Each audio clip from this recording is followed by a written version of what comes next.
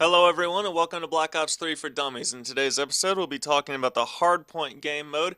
And Hardpoint is a very simple concept. It's basically just king of the hill. You score points by holding the hardpoint. And the way you hold the hardpoint is being the only team in the hardpoint. If there is a member of both teams in the hardpoint, then it's contested and nobody's getting points. The hardpoint will rotate around the map once every minute to pre-designated areas. They're always the same for every map, although there doesn't seem to be any kind of pattern from map to map. It is not like it always goes counterclockwise, or it always goes top, bottom, center, or anything like that. Each map will always have the same hard points in the same rotation, but there doesn't seem to be any pattern to the rotations at all, so you just have to play it or go into a private match and study it to figure out exactly where the hard point's going next.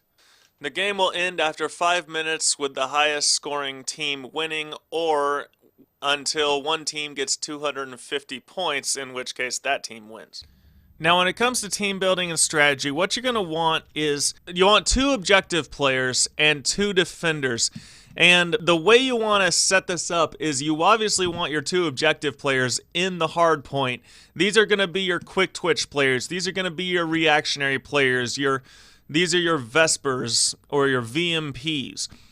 And then you want 2 defenders, and you want to set these guys up about as far away from the hard point as they can be, while at the same time still cutting off as many routes to the hard point as possible. So we're going to take a look at the map Fringe. Okay, so once again, this is Fringe. And this right here is where one of the hard points is. This big open area between the 2 buildings. Now, obviously, you want your 2 guys in the hill, and you want one guy pushed way out here over by the house. And you want your other guy pushed way out here in this backyard area over by one of the spawns. Now, what they're doing is they're cutting off all of these different lanes to the hard point. So the only place that is left to attack the hard point from is through the middle of the map, through this double window building. So that makes it very easy for the guys in the hill to defend the last remaining entrance to the hill.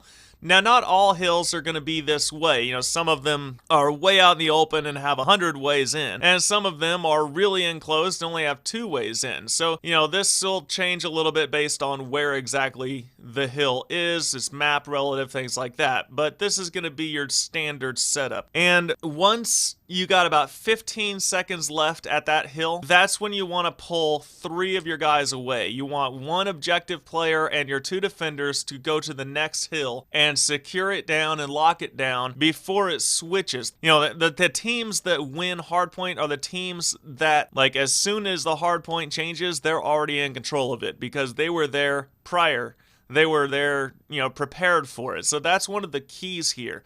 You want to know what the rotation is. You want to keep an eye on when it's going to rotate, and you want to get there with multiple people so that you can win the battle before it rotates and have control as soon as it does. And then obviously as soon as it rotates, your 4th guy goes up there, or if they decide that they just absolutely have to get that final 10 seconds in the hill and they go kill your guy, just go straight to the next hard point. Just forget about the last one. It doesn't even matter anymore. Now, when it comes to the objective players, these guys want something close. They want close range setup.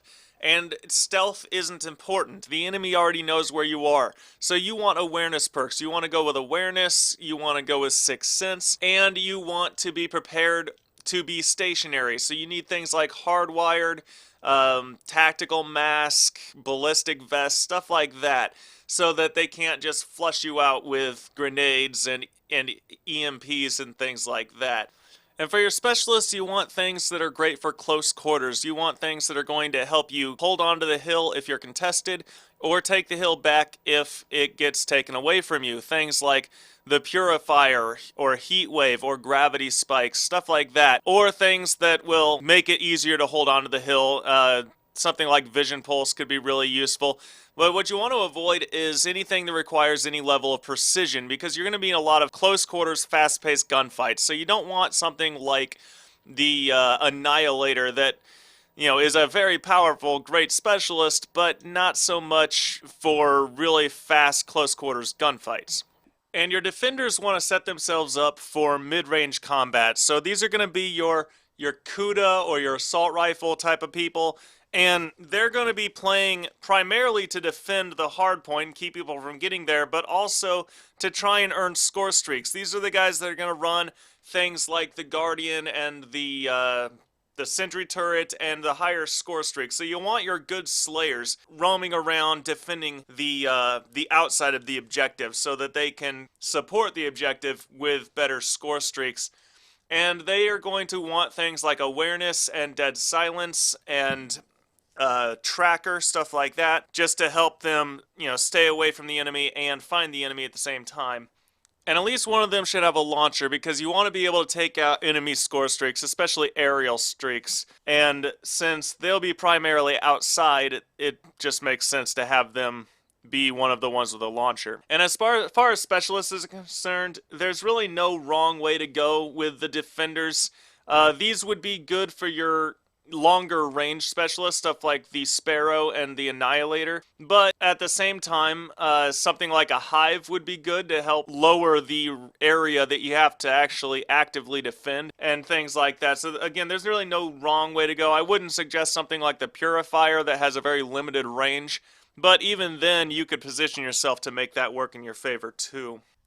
Now, as far as score streaks go, you want to use score streaks that can help you take the objective or defend the objective. So I mentioned the Guardian and the Sentry Turret earlier, and also the HCXD is really, really good for Hardpoint, because with the HCXD, it's easy to earn, and one HCXD can clear out an entire Hardpoint if you use it right. So it's a really good one. I don't like using things that, I see a lot of pros using stuff like the lightning strike and that hellfire missile, stuff like that.